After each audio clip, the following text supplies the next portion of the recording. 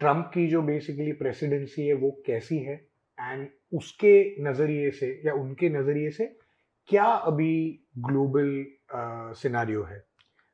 देखिए, मैं कंपैरिजन से शुरू करता हूँ, वो है एआई और टेक के साथ। ओके। जब इंटरनेट हमारे देश में लगभग या वर्ल्ड में आया लगभग 40-50 years ago, 40 years is a good time.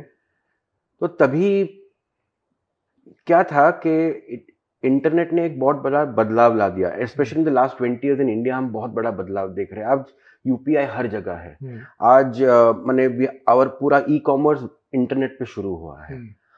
अब जो लोग, जो एक्सपर्ट्स कह रहे हैं, जो एआई का जो बदलाव आने वाला है वो और बड़ा होने वाला है। इलॉन मस्क हमेशा कहते हैं कि गरीबी चली जाएगी, will be in a world of abundance, क्योंकि इतना हमारे पास होगा, हमको इतना कमाना नहीं पड़ेगा वो सब हासिल करने के लिए। तो वो एक सबसे बड़ा गेम चेंजर होने वाला है एआई। वैसे ही आज जो वर्ल्ड ऑर्डर में हो रहा है, ग्लोबल ऑर्डर में, वो पिछले 80 साल और उसके पहले लगभग 400 साल का जो वर्ल्ड ऑर्डर था वो बदल रहा है। ओके। शुरू करते हैं हम अबाउट 1650 को लेकर। वहां से लगभग 1945, तो लगभग कितने होते, 300 साल। Right, 350, yes. इट वाज, जिसको कहते हैं वेस्टफैलियन सिस्टम। ये सिस्टम वो ऐसा था कि माइट इज राइट, जो बड़ा देश है, जिसको टेरिटरी चाहिए वो हासिल कर लेते हैं। इसलिए हमने देखा कि यूरोपियन पावर्स ने हर जगह अपनी आर्मीज भेज दी। इंडिया में आए, अफ्रीका में गए, चाइना गए, साउथ ईस्ट एशिया गए, साउथ अमेरिका गए, हर जगह उन्होंने, और अमेरिकाज गए। So as Trump says, yes, boats did go literally and land into an island and said, this is ours, because might was right. तो आपके पास शक्ति होगी तो आप उस शक्ति प्रदर्शन कर सकते हैं। You can show your power, and आप जो चीज हासिल करना चाहते हैं हम वो हासिल कर लेते हैं। उसके बाद क्या हुआ कि इन देशों ने उन देशों में जहां उन्होंने पावर सीज किया था उनको डेवलप किया।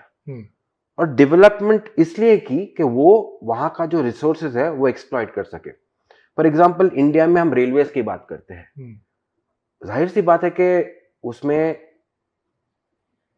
यूनाइटेड किंगडम का या इंग्लैंड का, ब्रिटिश का योगदान था, उन्होंने ही बनाई है। लेकिन ये जो रेलवेज बनाई है वो थोड़ी, हमारे बुजुर्ग थे वो टाइम पे, उनके ट्रैवल के लिए कि वो, या they want to travel from Delhi to Bombay, चलो आप एक आपके लिए बना रहे हैं। टूरिज्म के लिए नहीं, टूरिज्म के लिए नहीं था, या आप फैमिलीज को मिलने के लिए नहीं था। ये रेलवेज गुड्स के लिए बनती है कि आप अपना जो लूट है, आप जो भी रिसोर्स लेते हैं वो देश से ट्रेन में डालते हैं, सबसे नजदीक पोर्ट भेजते हैं, और पोर्ट से जाता है वापस आपके देश में।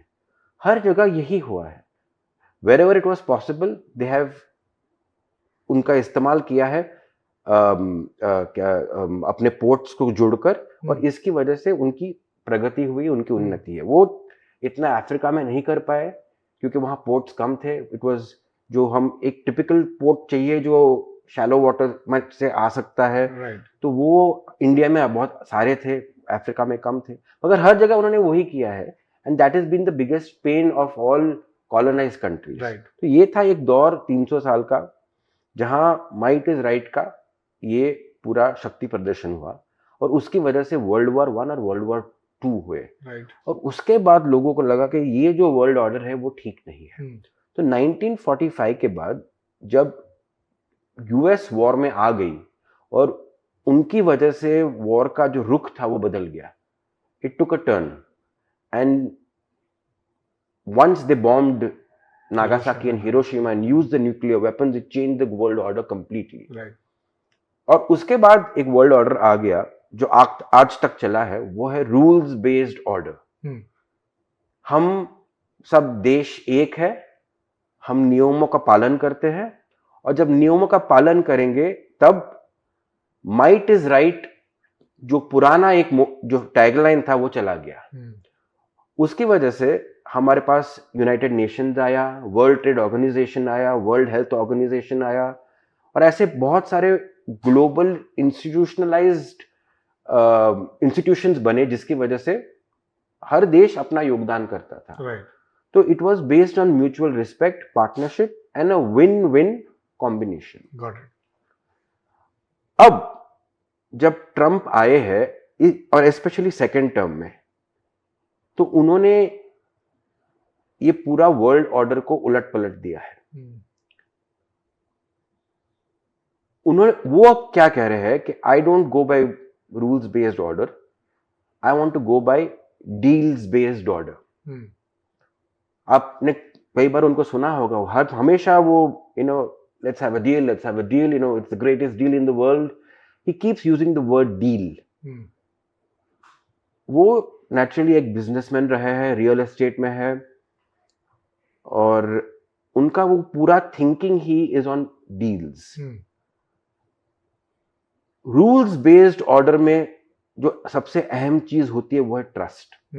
आप ट्रस्ट बनाते हैं देशों के साथ बायलैटरली थ्रू अलायंसेस, और बहुत it takes a long time, decades, दशकों साल निकल जाते हैं जिसके पहले उसका आप परिणाम देख सकते हैं. Trump doesn't believe in that world. उन्होंने काफी साफ कह दिया है कि ये जो रूल्स बेस्ड ऑर्डर था वो अमेरिका के फायदे के लिए नहीं था, वो अमेरिका के अगेंस्ट था. जो ग्लोबल एलिट्स तभी के थे, उनको अपना फायदा करना था at the cost of America. और उसकी वजह से जो ये ग्लोबल हम वर्ल्ड ऑर्डर की बात करते हैं, उन्होंने एक लॉन्ग टर्म वो कुछ दिखा नहीं सकेंगे. कोई भी प्रेसिडेंट आएगा एक्चुअली ग्लोबल टर्म्स में आप कुछ 5 साल में नहीं दिखा सकते या 4 साल में. It takes time, 20 years, 30 years कि आप ट्रस्ट बढ़े, आहिस्ता आहिस्ता बढ़ता है. आप देख सकते हैं इंडिया एंड यूएस का रिलेशनशिप जब ये शुरू हुआ था, आप 1972 तक पहुंच जाइए. जब बांग्लादेश, ईस्ट पाकिस्तान जब वो था, जब वहां जेनोसाइड शुरू हो गया था, तो नेचुरली इंडिया में लोग आ रहे थे, भाग रहे थे, आ रहे थे, और उसकी वजह से इंडिया पे प्रेशर हो गया था. और India was about to invade, the whole world knew about it. तो अमेरिका ने क्या किया था, दबाव लगाने के लिए they sent their navy. It was Russia who helped us, वो अलग स्टोरी है. लेकिन वहां मैंने 1972 में इतना बुरा हाल था. उसके बाद आहिस्ता आहिस्ता we have been able to improve. 99 तक आए जब हमने 1998 में हमने अपना न्यूक्लियर टेस्ट किया, and we called for a moratorium also. But अभी न्यूक्लियर टेस्ट किए तो वापस सैंक्शंस आ गया. लेकिन उसके बाद 2002 ऑनवर्ड्स के बाद there has been a sea change in the relationship with the United States, where we became slowly a partner, then a strategic partner.